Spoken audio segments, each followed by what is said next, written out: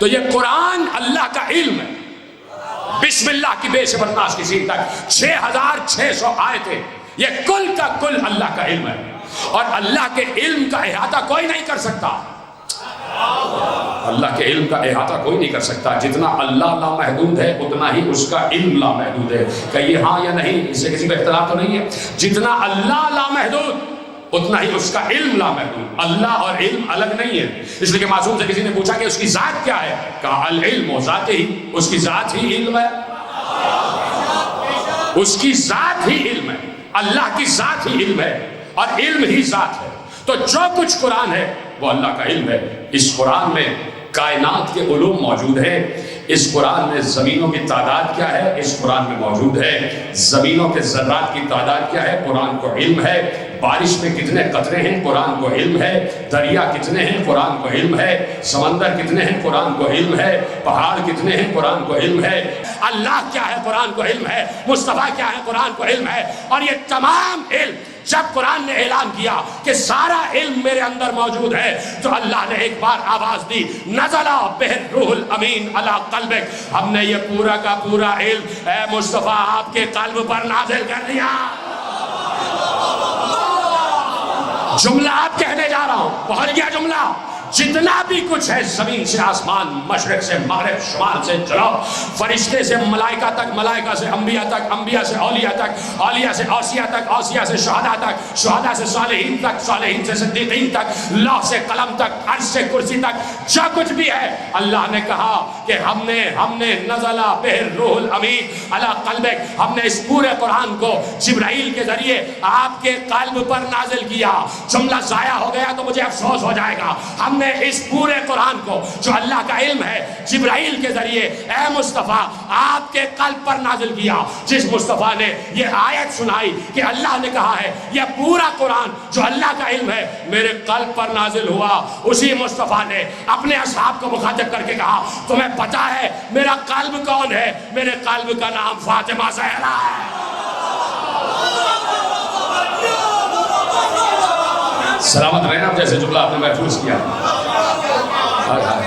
سلامت رہنا جیسے آپ نے جملہ محفوظ کیا، یہ آپ ہی کہا، میں آپ کے لیے دعا کر رہا ہوں کہ آپ نے اسے قبول بھی کیا ہے، آپ نے اسے جج بھی کیا، آپ نے اس پر یقین بھی فرما لیا، اس لیے کہ علامہ شبلنجی نے یہ جملہ لکھا ہے، نور الابصار فی موالید ائمۃ الاطہار، اس میں یہ جملہ لکھا ہے کہ پیغمبر نے کہا فاطمہ میرا قلب ہے، فاطمہ میرا قلب ہے۔ جملے پہ آپ چپ ہو گئے۔ دیکھیے میں ایک منظر آپ کو دکھاتا ہوں، صرف چند سیکنڈ آپ کے لیتا ہوں۔ دیکھیے قرآن نے کچھ الفاظ ایسے داخل کیے ہیں کہ جو الفاظ بظاہر کچھ دکھائی دیتے ہیں اور معنی اس کے کچھ اور ہوتے ہیں، یعنی اسے تعبیر کہا جاتا ہے۔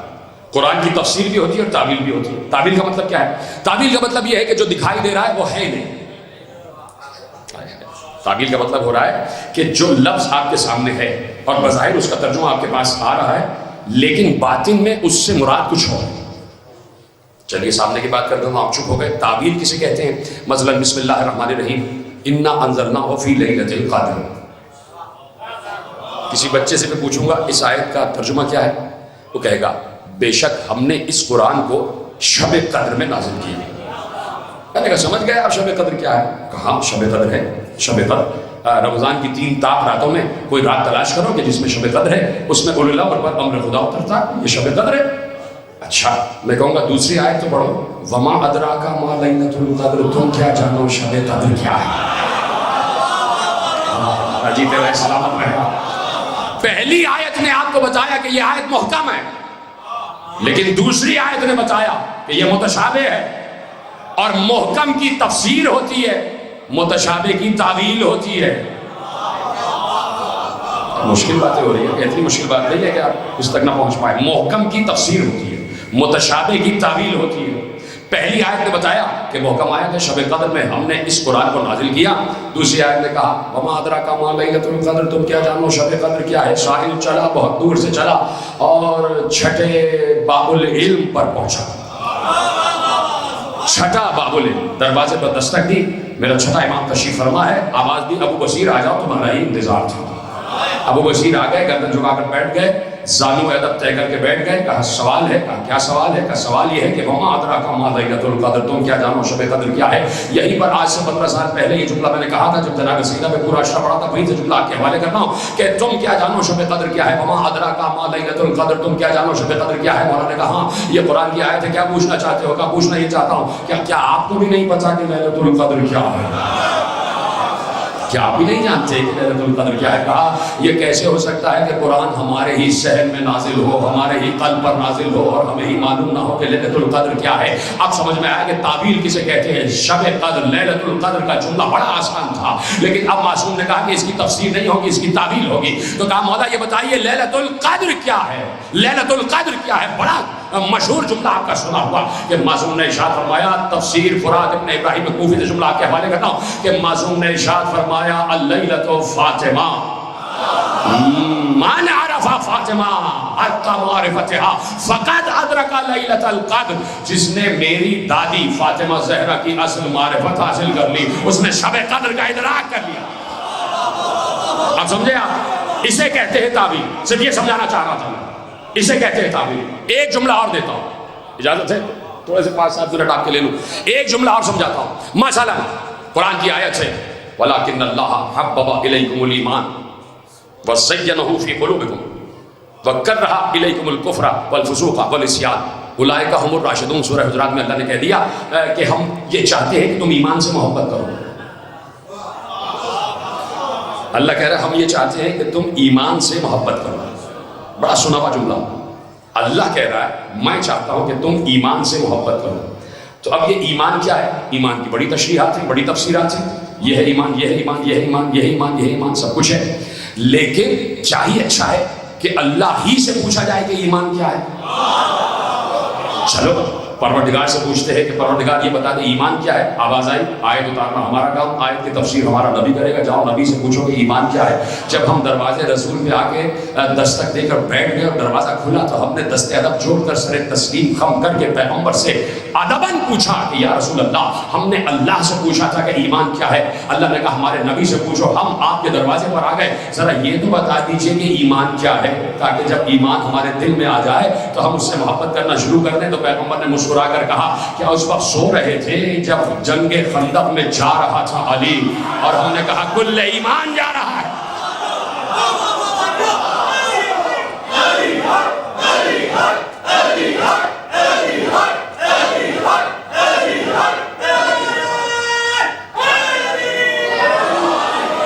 توجہ فرمائی آپ نے. صرف ایک جملے کی زحمت دے رہا ہوں. 3 لفظیں میں نے آپ کے سامنے رکھی، ایک ایمان، ایک لیلۃ القدر اور ایک قلب. ایمان، لیلۃ القدر اور قلب سمجھانا صرف ایک جملہ ہے. جب پیغمبر نے خندق میں لفظ ایمان کا ترجمہ کر دیا تو اب چاہے ایمان کو علی کہو یا علی کو ایمان کہو ایک ہی بات ہے. بولا ہاں یا نہیں؟ ایک ہی بات ہے نا. جب پیغمبر نے کہا جا رہا تھا ابو طالب کا بیٹا علی، اور پیغمبر نے کہا یہ علی نہیں یہ کل ایمان جا رہا ہے، تو اب علی کا نام ایمان ہوا یا نہیں؟ رسول نے کہا علی کا نام ہے ایمان. جب رسول نے لفظ ایمان کا ترجمہ کر دیا تو اب شرم کیوں آتی ہے کہ جہاں پر بھی قرآن میں لفظ ایمان آ جائے نیچے لکھ دو نا علی، نیچے لکھ دو نا علی. تو اب قرآن کی بہت سی آیتیں ایسی ہیں جو شروع ہو رہی ہیں یا ایھا الذین آمنوا سے. کچھ جملے خود بخود جوڑ لیا کریں، بڑی دیر میں آ رہے ہیں آپ صاحب. بہت سی آیتیں ہیں یا ایھا الذین آمنوا اتقوا اللہ وکونوا مع الصادقین. اے ایمان والو، اے ایمان والو، اے ایمان والو، اے ایمان والو. تو اب جب رسول نے ترجمہ کر دیا تو کیوں نہیں لکھ دیتے اے علی والو، اے علی والو. اسی طرح جب حق پہنچ گیا کہ رسول نے ترجمہ کر دیا ایمان کا ترجمہ ہے علی، تو اب جہاں پر بھی لفظ ایمان آ رہا ہے لکھ دو علی. خدا کا شکر ہے کسی کو اختلاف نہیں ہے.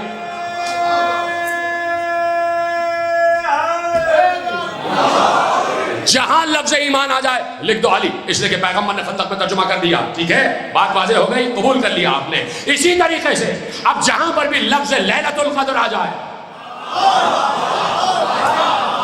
تو جب پیغمبر نے کہہ دیا لیلۃ القدر فاطمہ ہے، تو کیا جملہ یہ نہیں ہو سکتا کہ تم کیا جانو فاطمہ کیا ہے؟